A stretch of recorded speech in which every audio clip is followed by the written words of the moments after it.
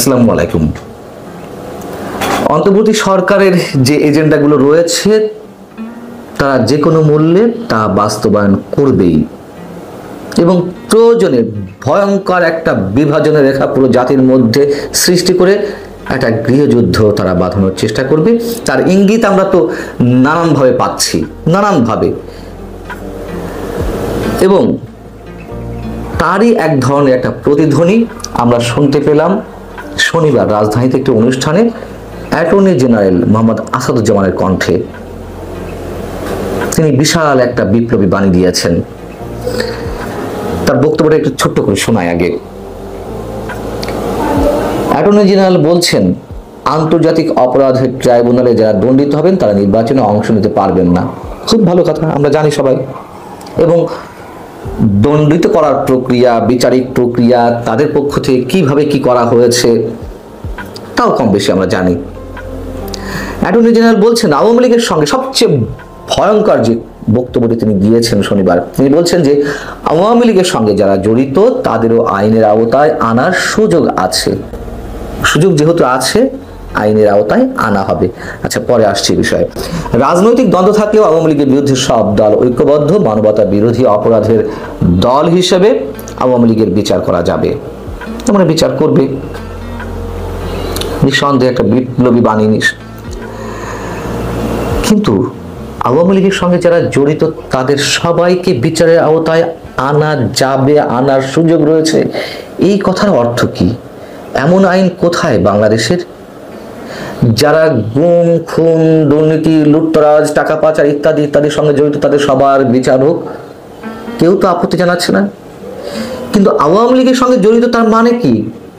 কত কোটি মানুষের বিচার তারা করতে চায়। এই নতুন তত্ত্ব কোত্থেকে হাজির করলেন অ্যাটর্নি জেনারেল সাহেব? দেখুন, যে হিসাবটা দিতে চাচ্ছি এটি অনেকবার দেওয়া হয়েছে এর আগে, তারপরও একটু শোনায় আলোচনার জায়গা থেকে। আওয়ামী লীগের ভোট ব্যাংক কত ছিল, মানে কত ভোটার ছিল? 35 থেকে 40%। আওয়ামী লীগের জনপ্রিয়তা কমেছে, যদি ধরিও নেই কত শতাংশ কমবে? 35-40 থেকে 30-25 আছে তো। বাংলাদেশে বর্তমানে যে ভোটার 12 কোটি, তার 25% কত? 2.5 কোটি, মানে 3 কোটি ভোটার। আচ্ছা, জনসংখ্যা যদি 18 কোটি হয়, তার 25% কত? প্রায় 4.5 কোটি। এই 4.5 কোটি মানুষের বিচার করবেন? 4.5 কোটি মানুষকে যখন ইচ্ছে তখন যে কোনো মামলা মোকদ্দমায় জড়িয়ে আদালতে পড়বেন, কারাগারে পড়বেন? 4.5 কোটি মানুষের বিরুদ্ধে স্টিম রোলার চালানো হবে, আর এই কোটি কোটি মানুষরা চুপচাপ বসে বসে আঙুল চুষবে, কোনো ধরনের ক্রিয়া প্রতিক্রিয়া হবে না? তার মানে কি? যেভাবে পারা যায় একটা গৃহযুদ্ধের দিকে সরকার যে কোনোভাবে দেশকে নিয়ে যাবে। এই অ্যাটর্নি জেনারেলের রেফারেন্স দিয়ে প্রধান উপদেষ্টা প্রেস সচিব মিস্টার শফিকুল আলম একটি জ্বালাময়ী বক্তব্য দিয়েছিলেন।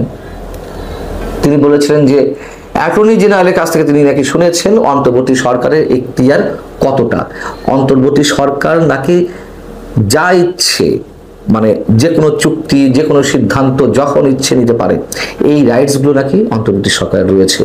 এই হচ্ছে এই অ্যাটর্নি জেনারেল মিস্টার মোহাম্মদ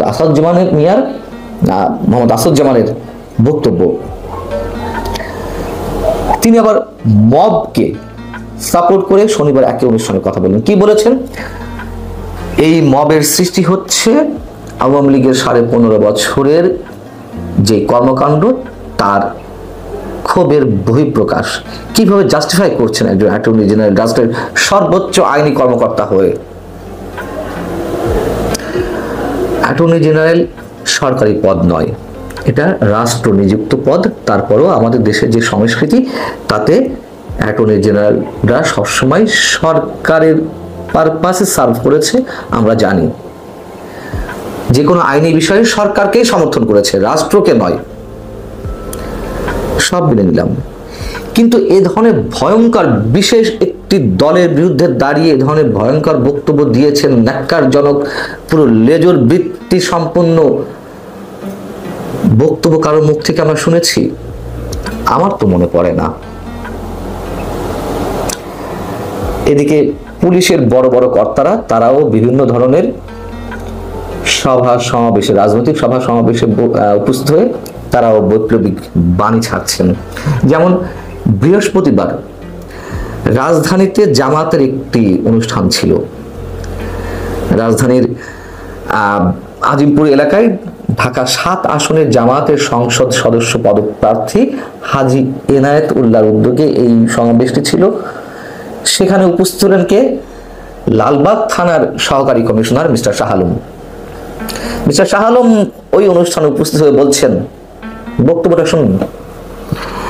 আগের ফ্যাসিস্ট সরকার পুরো দেশ বিক্রি করে দিয়েছে। ভাই, দেশ বিক্রি করে দিলে আবার কিভাবে দেশ পুনরুদ্ধার হলো ঠিক বুঝলাম না। আচ্ছা, এটা আপনারা সবাই জানেন, পত্রিকাতেও পড়েছেন। পত্রিকাতে নাকি আমরা পড়েছি আওয়ামী লীগ দেশ বিক্রি করে দিয়েছিল। এখন একটা সুযোগ এসেছে দেশের জন্য কাজ করার। আপনারা এলাকায় কাজ করবেন, কর্মীর সংখ্যা বাড়াবেন। মানুষটা হচ্ছে সরকারি চাকরিজীবী, পুলিশের ঊর্ধ্বতন কর্মকর্তা, তিনি জামাতের কর্মীর সংখ্যা বাড়াতে বলছেন।